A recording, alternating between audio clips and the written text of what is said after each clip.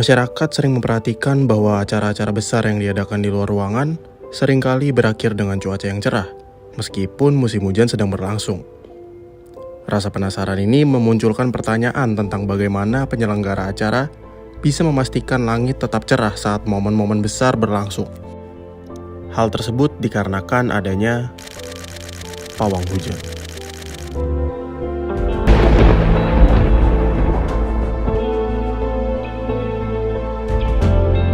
Nama saya Eko Budi Sumantri, umur 53 tahun. Kerjaan sehari-hari terapis, tapi ada pekerjaan lain yaitu pawang hujan. Sejak 2007, awalnya ilmu ini dari kakek. Kebetulan nggak ada penerusnya. Lalu orang tua saya menawari saya untuk melanjutkan profesi ini. Dan profesi ini kebetulan unik dan tidak semua orang bisa. Kita secara ilmiah bisa saya jelaskan gitu.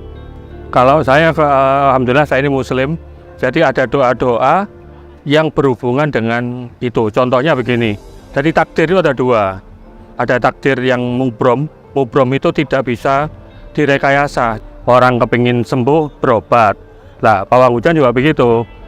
Dengan tidak hujan, kita berdoa itu. Dia bisa diusahakan.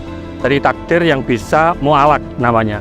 Itu bisa dirubah dengan doa gitu. Tapi secara ilmiah kita berdoa supaya hujan ini dipindahkan ke arah gunung. Kalau ke arah gunung tujuannya apa? Untuk irigasi.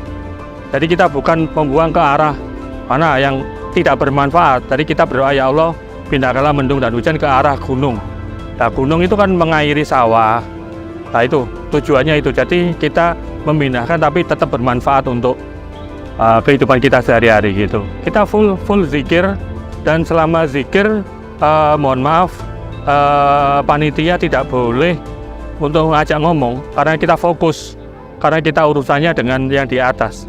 Jadi kita harus fokus berdoa dan tidak ada namanya tanya-tanya lah macam-macam. Saya biasanya di musola atau masjid yang terdekat dengan lokasi gitu.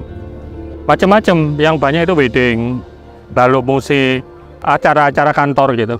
Ya alhamdulillah saya udah bekerja sama sejak 2009. Awal saya ke New Delhi itu kerjasama sama wedding internasional. Jadi alhamdulillah saya dipercaya ke berbagai negara. Nama saya Muhammad Irsal Yuliandri, saya sebagai perakirawan cuaca BMKG Pusat. Di Indonesia sebenarnya memperakirakan cuaca itu sangat kompleks. Belum lagi karena kita terdiri dari pulau-pulau dibanding dengan lintang menengah dan tinggi yang kebanyakan daratan luas, kita dari angin darat, angin laut, kemudian labilitas lokalnya itu sangat kompleks. Sebelum kita memperakirakan cuaca itu ada juga namanya observer atau pengamat cuaca. Jadi taman alat itu kumpulan alat-alat meteorologi dan klimatologi. Itu ada penakar hujan, ada pengukur suhu, ada pengukur intensitas matahari, angin, anemometer kan, angin, arah dan kecepatan angin. Jadi lengkap.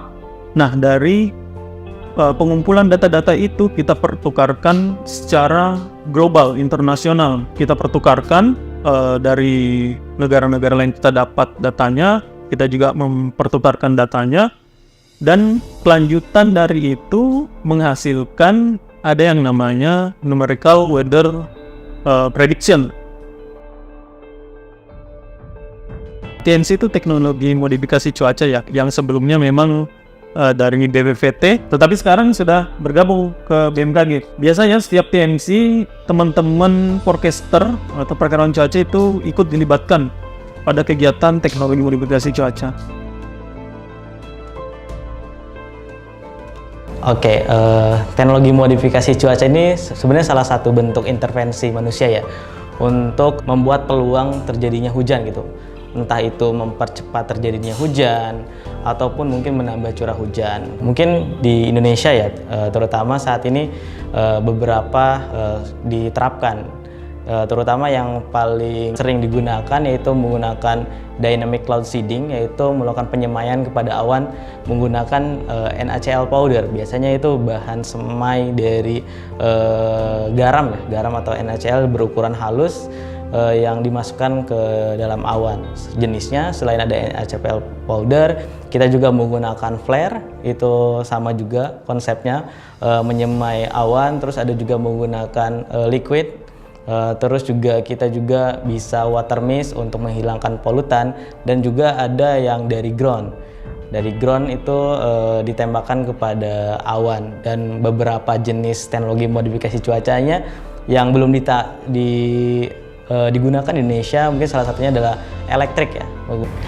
Kalau bicara terkait pawang hujan, ini tentunya salah satu bentuk branding juga ya, agar masyarakat awam tuh terkesima ataupun menjadi sebuah hashtag bahwa wah, hujan itu bisa dimodifikasi. Namun secara teori di sisi saintis sendiri, saya merasa bahwa pawang hujan itu kita mengkaitkannya dengan teori-teori yang ilmu yang telah kita dapatkan. Pawang hujan ini boleh saya katakan hanya sekedar branding dan juga stigma masyarakat Indonesia agar hal tersebut menarik untuk didengarkan, seperti itu.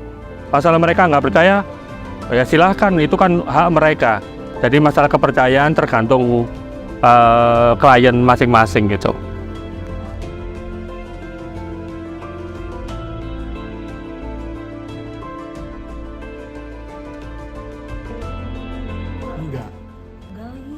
Nggak percaya. Percaya kan? Percaya? Saya hanya percaya pada Tuhan Yesus saja, udah cukup.